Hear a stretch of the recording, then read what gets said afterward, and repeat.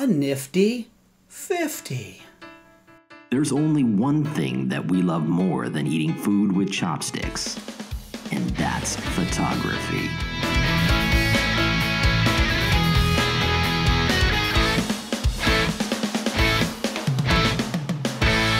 You know what, chopstick guy? Today is Nifty 50 Day. That's right. It's all about the Nifty 50. That's that lens that everybody tells you gotta get when you first start out. Yeah, everybody says you gotta buy a 50mm 1.8 lens. Because it does everything. Yeah. So today, I think we should go out and find out, does it really do everything? Let's try. Okay, I'll go get my 50 out of my car. I know where mine is. I just don't think I can find mine.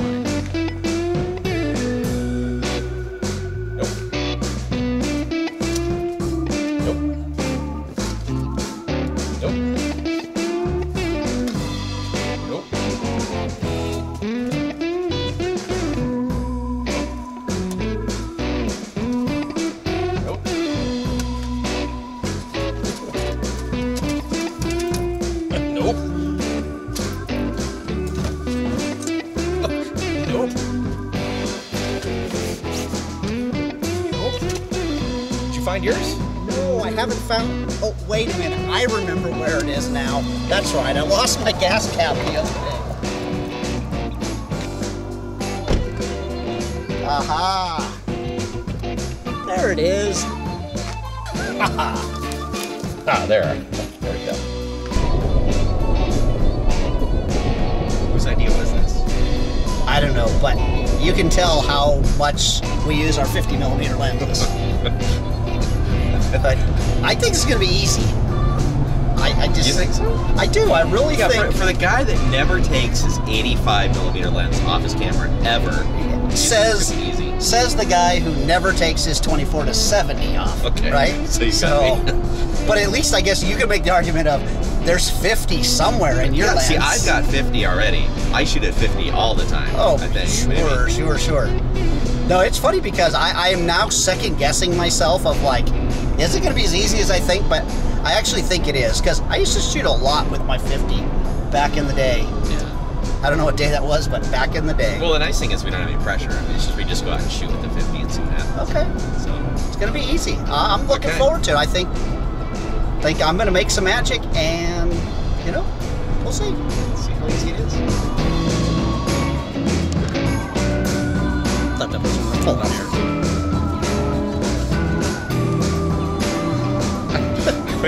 You know what? This is another alley. Yeah, let's move where it's not so loud. You said it's going to be easy. Well, I thought shooting with the 50 might be easy, but it's not easy. So we've walked around now for like an hour, and how many pictures have you taken? Well, in fact, I have not taken my camera out of my spider holster until right this second. I think one of the problems is that when you just go out to shoot and you don't have any idea what you're doing, it's hard to find stuff. It totally is. So you know what I want to do? Well, let's do this. I challenge you to the Nifty 50 shootout. Okay. Okay, what's that mean? I don't know, but I challenge you. No, let's do this. Okay, let's say you have to shoot a person. Okay. Yeah, we both do that. A stranger. It has to be somebody you don't know. A stranger? No, you have to shoot somebody you don't know. Seriously. So it's going to be easy because we're in downtown Sacramento. So we have to talk to somebody. We're so shy. Okay. So a person. Now we haven't passed too many people yet, but let's try that. Okay, a person. Let's say you have to shoot something landscape-ish. Yeah, we're going to do a landscape in the middle of Sacramento. Downtown. Okay, ish. So it could be, a cityscape. It could be, it has to be a scene. Okay, a scene. But it's not a portrait, it's not, it's a scene. We'll go there, a scene. And then maybe something like an abstract, okay? Yeah. Or an object. You know, you'll see a bolt on the side of a building. Or, stranger. Okay. Scene, whatever that means. And an object. Okay, I challenge you. Okay, and I challenge you. You're on. I'm going first? You're going first. Okay, hit it. Okay, so we're going to actually do it in order. So, okay, I'm just going to start looking. If I find a person, a scene, or an object, I'm going to get shooting. Okay, that's cool. I'm getting my exposure ready, so if I run into somebody, I'm ready to shoot.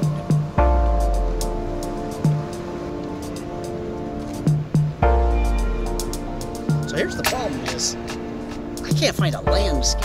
It's like, I figured, well, I guess I could film the Capitol building, but when I put my 50 up, all I can get is the front foyer. I can get it vertical and get like the rotunda, but you know, maybe that is just something I try.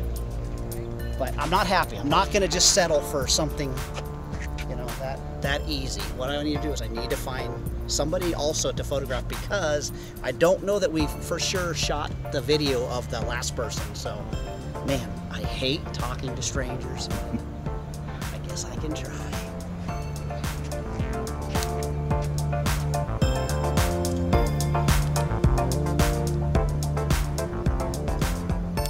Okay, so if you can, I'll just have you come stand right here. I'm gonna use, if you look this way, I'm just gonna use that as our backdrop up there. Yeah. So obviously, you just out playing today, taking pictures, or? Just visiting for the day. Where are you from? Virginia. From Virginia. Nice.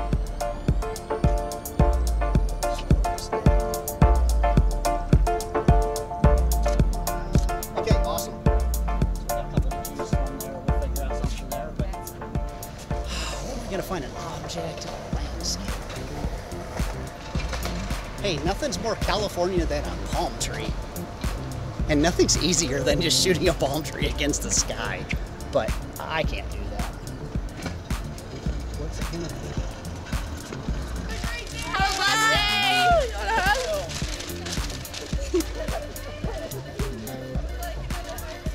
Sure.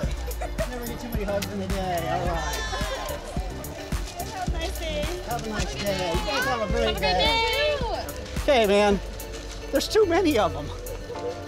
Friends, We it's can't? illegal. You have Okay. to hug me soon. Okay. Yeah. Thank Good. you. I hope you have a wonderful All right. day. Thanks a lot, man. Have a wonderful day. You have a great day. Have a good day. You too.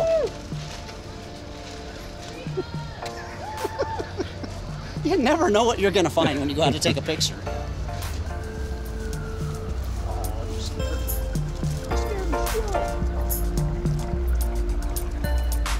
There's gonna be really exciting pictures here. Squirrel photography. I have got to find my subject. I see oranges. I see in this here, right in this area, I have got to find something. I think I'm gonna go for something like a, I don't know, some kind of flora and fauna. Okay, this is gonna be my first attempt at a subject. I don't know that it's gonna be my subject, but I love these little Japanese lantern looking plants here. And I think if I isolate one of those at 1.8, it's gonna look amazing. I'm gonna do a little gardening first and get rid of that dead leaf. There we go. And let's see what we can get. Wait for it to stop moving. Okay, I like that. I kind of has that lone feel to it. That might be my object. So all I need to do is find my landscape now. And we are in a park, so this shouldn't be that hard. I can't let you win. And we've given each other a challenge today. We have to shoot just with this one lens. Oh, With these okay. little This tiny little lenses. lens. So that's what we have to do. One of the things I have to take a picture of is a beautiful face. So we found the right person. All right. So let's actually, I'm going to shift you a little bit this way. They're perfect right there for me. Oh, wonderful. I found the right face. Guaranteed. I'm the winner. Thank you. I'm going to take one more here. Don't run away so fast. You're too fast. Excellent. All right. So let me give you a card. Now you have to promise to subscribe to the YouTube I got channel. you. All right. Steve. You got it. Got it. All right. Thanks, guys. Have a good one. All right, I think I got this. This is What are you- dumb. This is dumb. This is so hard. I gotta find the right thing. I'm really struggling. I'm gonna go around.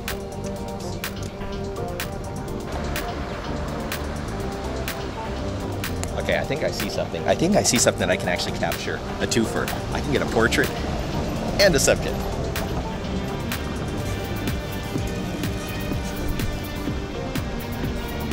Mark's gonna think I'm cheating. But no, I'm not. I'm gonna create one shot is all it takes. Winner, winner. So here's my question. If you're taking a picture of somebody else's art, is your art when you're just taking a picture of someone else's art? Did you know you sound like a seal? Art. Is your art? So, no, I don't know that, it doesn't bother me, but I always wonder of like, because I do the same thing, take pictures of statues and think like, ooh, I did such a good job with this. Often I say, hey, statue? Sorry, I hijacked your statue. Yeah. So, Mark was not kidding, man.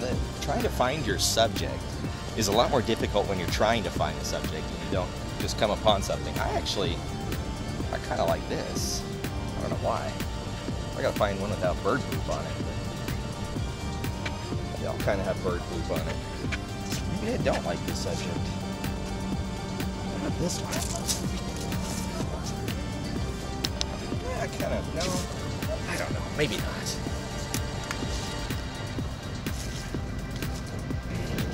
All right. I found some more. Let's find one that's not bird turded. I kind of like this golden bear on top of these little podiums here. I'm gonna shoot this really shallow depth of field just to isolate that subject, but I'm kind of digging it. Let's see what we come up with. Oh, magic. I'm gonna shoot one landscape direction because the best time to shoot that landscape horizontal is right after you shoot a portrait. So I'm gonna shoot one more and consider myself the big winner. Hey, you know, you were saying that you were so scared to take a picture of a stranger. It's actually been a lot easier than you thought, right? What we found is walking up to people, they're pretty willing to have you take their picture. I think it's because of the selfie generation. Yeah, everybody's used to getting their picture. You know, now you pull it out and they're like, ooh, I want my picture. This guy down here posing like Superman. Yeah. Man, if I had my long lens, I could take a picture in here of this squirrel. But Mark already took a picture of a squirrel, and I don't have a long lens, and the squirrel is running away, so I don't need to take a picture of the squirrel. Landscapes. So this is what I said. I don't know how you're going to shoot a landscape in the middle of a city, but we did say a scene. Here's the problem.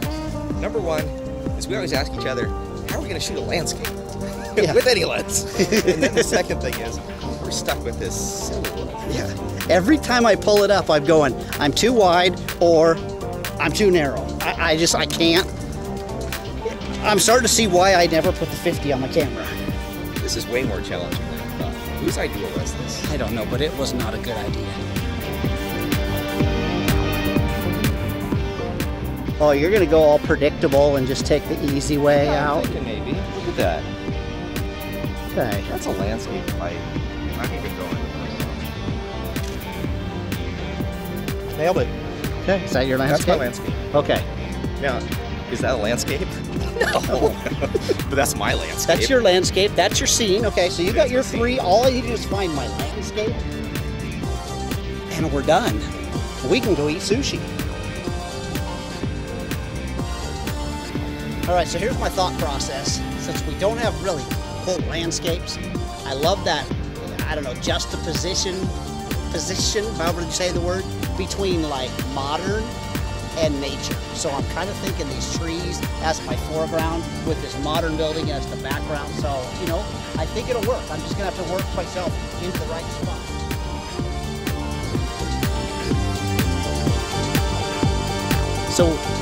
So we each got 3 shots. This is what's funny. So it was like I couldn't bugs everywhere, but it's hard to find something to shoot. But as soon as I got my 3 shots done, now I'm seeing shots everywhere. So I think some of it is just a matter of you got to get out there and start shooting, and that's what gets those juices flowing. And don't put the pressure on yourself that you have to create right then, right? Because just like you said, we walked into something that I think is better. Yeah. I mean, when you look at that. Check out this stuff on the trees.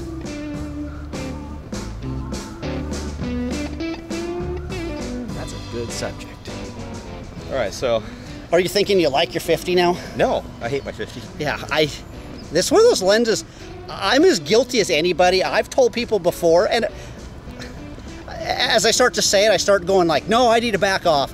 You know, I would tell people, if you could only afford one lens, you're really handicapped on, you know, what you can afford. Yep. A 50 is a great place to start. I would still probably say that, maybe. If you were like wanting to get in a portrait, because of the fact that for $100 you can get something that's a 1.8 lens, and you can create something better, I think, than you can with a kit lens. You know, that's a 4.5 or something. Or maybe.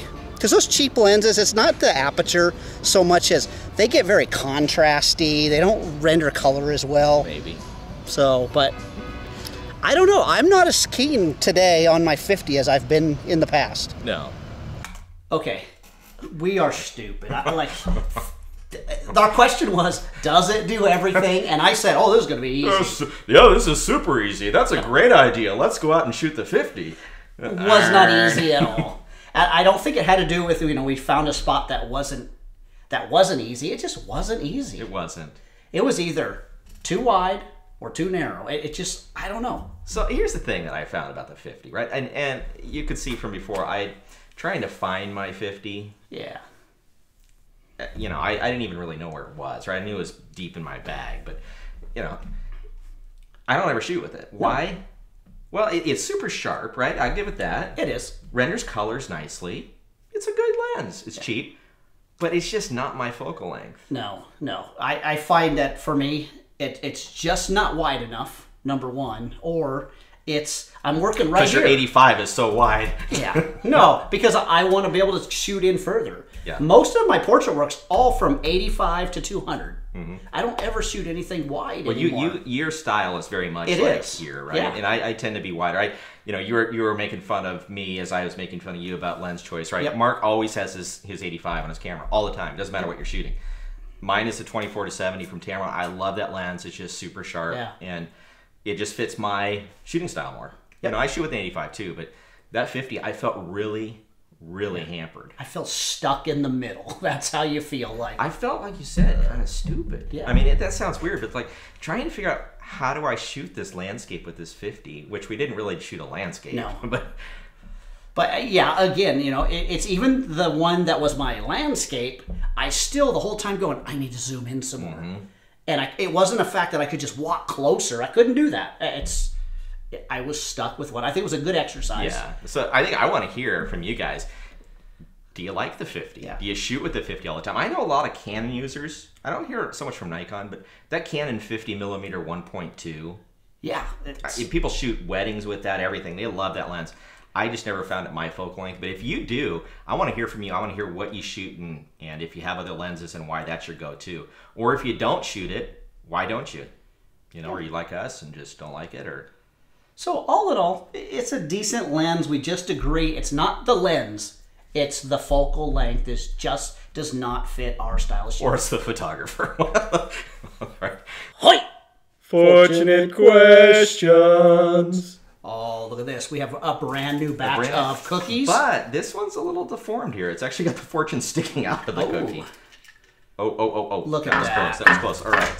So nice, because we actually have cookies this week.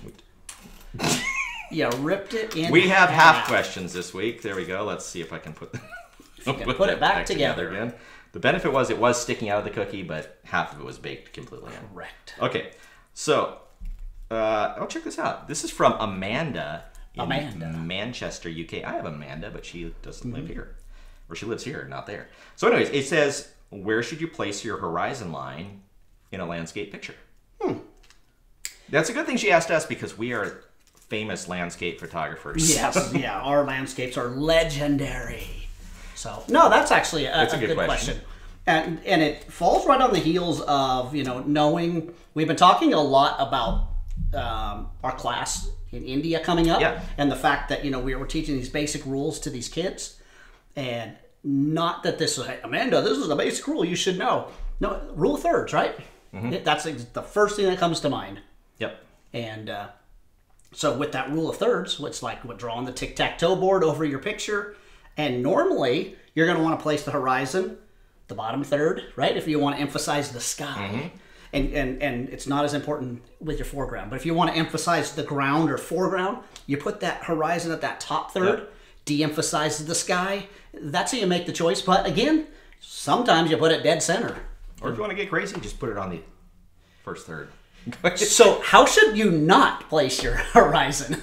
What are your pet peeves? Oh, my pet peeves with horizon line. This doesn't really have to do with like space placement, but it's crooked horizons.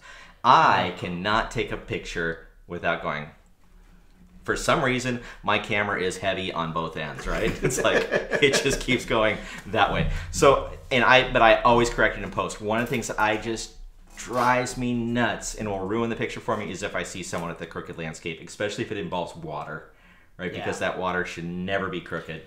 It's going to drain out the one side. But one thing I want to say to Amanda is just that, you know, we talk about the rules of photography, the rule of thirds, all these different rules. You know what? It comes down to what works for you and what you like. It does. But I will tell you, if you see a picture that has a horizon line right down the center of that picture, it's boring in most cases, right? If you want to add the drama to the picture. The nice thing is if you have symmetry, you know, and you've got a reflection of the mountain in the water perfectly, that works nice. But really, it's one of those. But you're following a rule. You're following that rule of symmetry. But but the general rule is you base it on what's the important object. You know, is it foreground or is it the sky? The sky, whichever one you want to show more emphasis to. Raise and lower that horizon line. Great. And it's actually a great little lesson to go out and just practice with. Like, take 3 different pictures of the same scene. One emphasizing sky, one emphasizing the ground in front of you, and one just dead on center. And I think if you looked at a lot of my pictures when I first started taking landscape photos, you'd see 90% of them was dead center. Yep. And that's how people take them, because that's just how we see them. It is. So good question, Amanda. The thing, Amanda, is you're from England. I don't want to send you the chopstick kit because I don't want to have to deal with customs. So what we're going to actually offer you, I haven't even told you this, but I think I want to offer her our free lighting book. The book is not free, but I'm going to offer it to Amanda for free. For free, a free download. We'll actually give you a free download of our lighting book, which we have the companion lessons, actually, that we just released on YouTube. Yeah, we still have a few more to go, but we've been releasing those lessons. Follow along. We put them in a playlist so you can watch our lighting class It's called the Master Lighting Series, and there's, 12 lessons I think we have on there. But start to finish, and these are meant to, you know, build upon each other and start from the basics and move up. So, you know, again, we did it so that you learn methodically how to use your flash and look. Good question, Amanda. Thanks so much for sending that in. We greatly appreciate it. Yeah, hey, and if you have a question for us, the Chopstick guys, put it in the comments below, or you can reach us on our webpage or Facebook page. And let us know your questions, and maybe you too could get a download of our book or the coveted Chopstick Guide Sushi Kit. Hoi! Talking raw. Talking raw. Oh, this is my favorite part of the whole show. You know why? When I actually get to eat a little sushi. But these ones look a lot like oysters or something. I don't know. What is this? This is the Godzilla roll from Umi Sushi. Okay, so, I've never had a Godzilla roll before. But today, before you start munching, let's talk about what we're doing.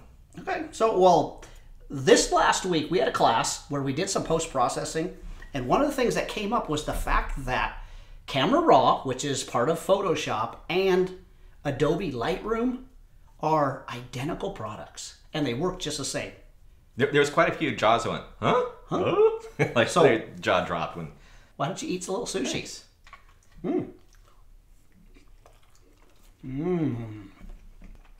I know why it's called the Godzilla roll, because you're breathing fire. That was probably one of the hottest pieces of sushi. I'm not going to go for that last piece, actually, because I won't be able to talk.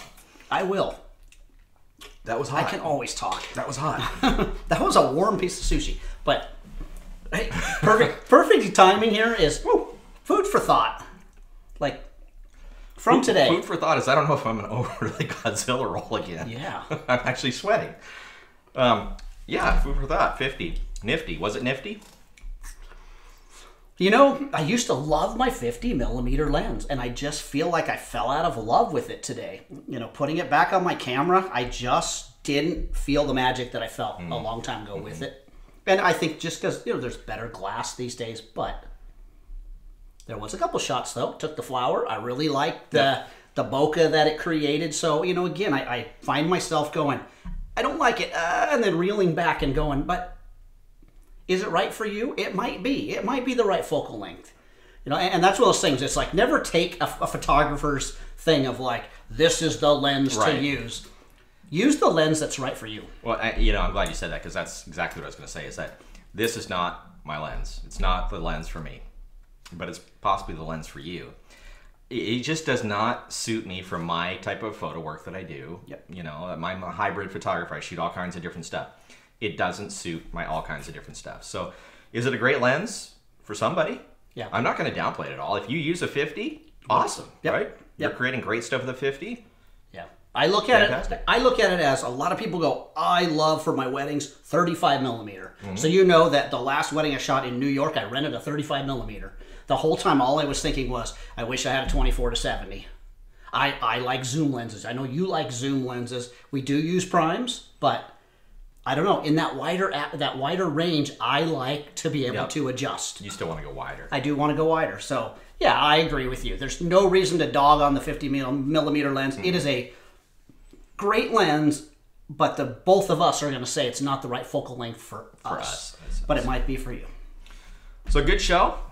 Hopefully you guys found it was a good show. We really thank you guys for always tuning in and watching all the way to the end. If you've watched this far and you haven't subscribed, shame on you. wow. No, really, shame on you. It's that hot it's dragon fire that I'm No, breathing we'd right love now. for you to subscribe. We are putting out just tons of content lately. Like we had mentioned, we put out our whole lighting series out recently. But like this video, subscribe to this video. Tell your friends about us. And always, don't forget, say sushi. See you, everybody.